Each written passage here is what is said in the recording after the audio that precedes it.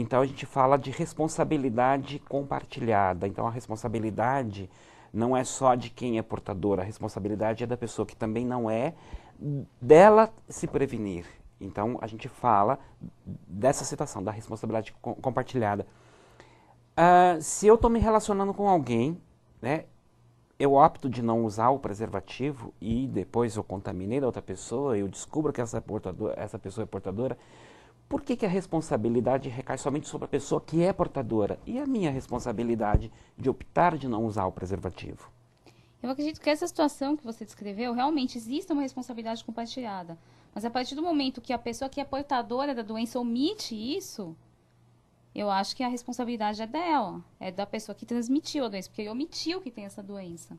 E a partir do momento que a outra pessoa não sabia da existência dessa doença, talvez justamente por isso que ela tenha optado por não usar o preservativo. Obviamente, sabendo, ela usaria.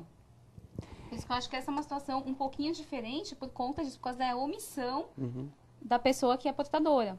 Eu acho que até mesmo por conta disso que eu falei que é uma questão um pouco polêmica, porque a gente vive, né, um programa de DST-AIDS, de sociedade civil, a gente vive uma grande discussão na descriminalização, né, nesse aspecto, porque os portadores, né, se queixam de que a responsabilidade apenas do portador. Quer dizer, o portador, ele é o responsável por uma situação em que você compartilha com o outro. Quer dizer, a prevenção hoje não é só o portador que tem que se prevenir. Todos nós temos que nos prevenir.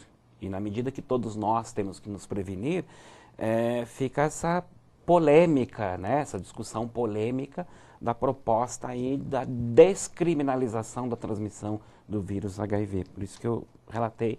E eu acho que é um bom debate. Talvez a gente precise até um programa só para discutir. Alguém especializado, exatamente. Alguém especializado e um programa acho que talvez só para discutir isso. A descriminalização por conta de que tem vários, quer dizer, são variáveis, né? Que acho que a gente tem que discutir em maior detalhe. Mas levadas em consideração, com certeza. Ama Caxingui, uma pergunta que vem de Ama Caxingui, a Daiane. Fui registrar um BO e a delegada me pediu que eu tivesse representação. Pediu uma representação. O que é isso? A representação é a manifestação de vontade de ver o agressor processado. Então, se ela fez o boletim de ocorrência e depois ela foi chamada para representar, ela vai ter que comparecer novamente na delegacia para manifestar a vontade no sentido de ver o agressor processado. Então, é isso, é o que significa representação. UBS Gráficos. Angelita, o que fazer quando o pai das crianças não paga pensão? É uma situação bastante comum, né? Se você está nessa situação, você e mais muita gente, né? Infelizmente, hoje, não existe, por parte de muita gente, o conceito de paternidade responsável, né? Se você tem um filho, você vai ser obrigado a prover essa criança, né? Pai e mãe, pela Constituição, têm a obrigação de sustentar o filho. Se a mãe é que tem a guarda, o pai, evidentemente, vai ter que pagar um valor, que a lei chama de alimentos, que evidentemente não é só para comprar a comida, né? Abrange tudo, moradia, lazer, alimentação, saúde, transporte, abrange tudo.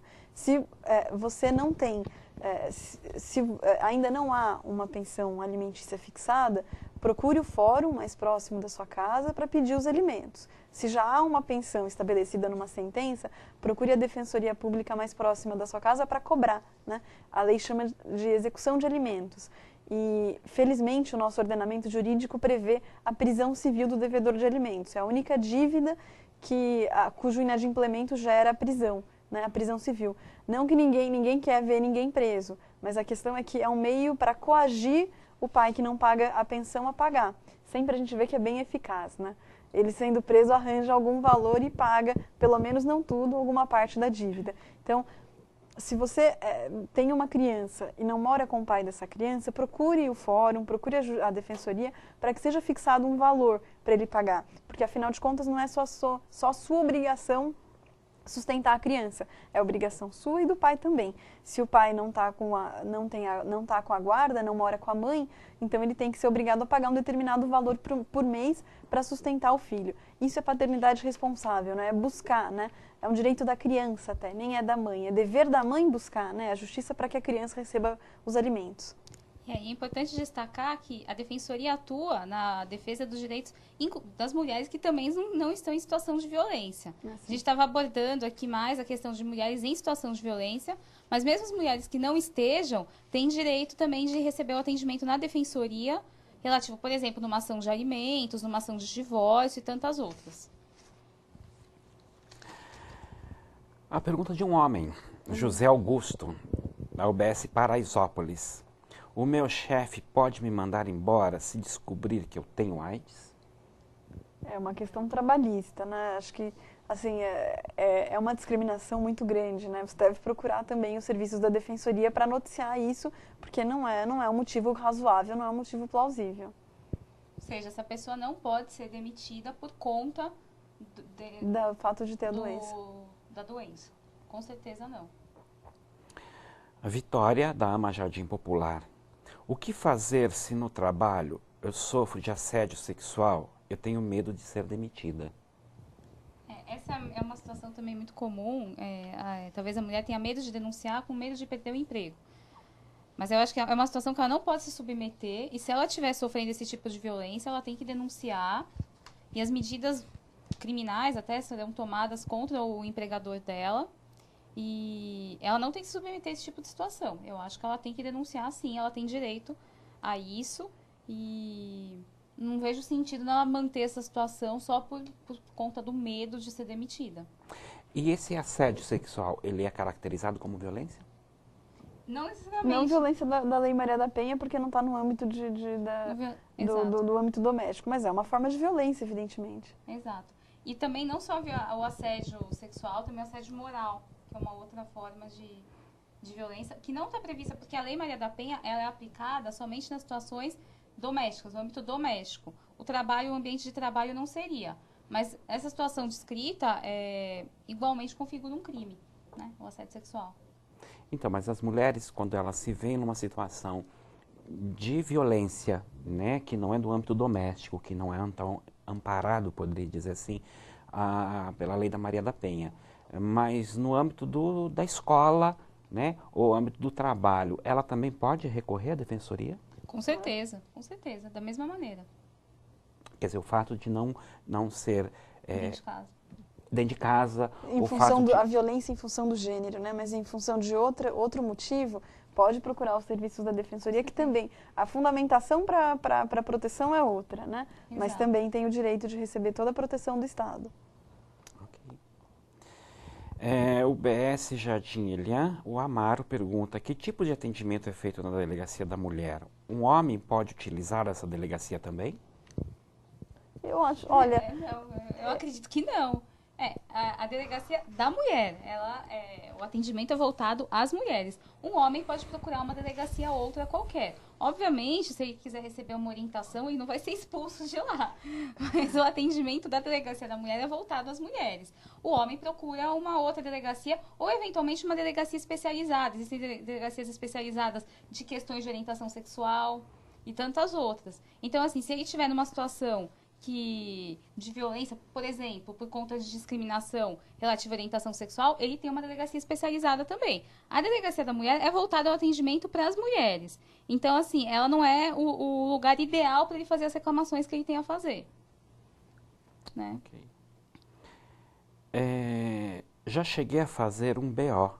Mesmo assim, continuo a receber ameaças. O que eu devo fazer?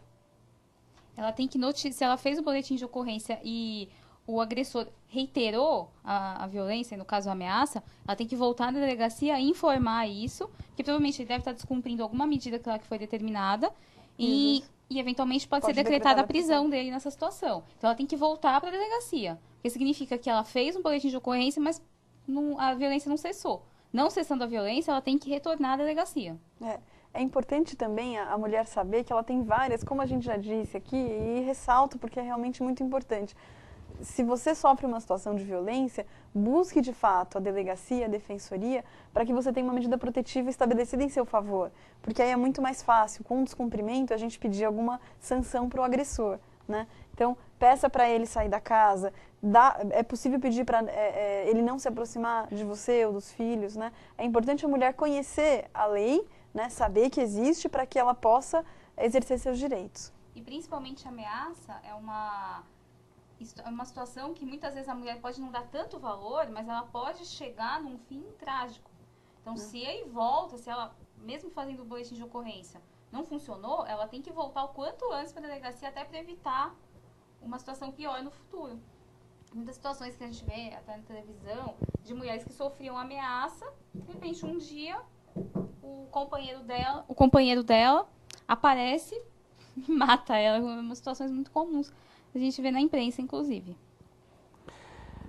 A delegacia da mulher deve ser procurada apenas no casos em que a mulher é agredida por homem, ou uma mulher agredida por outra mulher também pode procurar a delegacia da mulher? Eu acredito que sim, né? Possa procurar a delegacia da mulher, sim. Qualquer situação de violência doméstica, mesmo que seja, por exemplo, da mãe contra a filha, da filha contra a mãe, entre irmãs, entre avó e neta, com certeza ela pode procurar. Não é necessariamente uma situação de violência de homem em relação à mulher.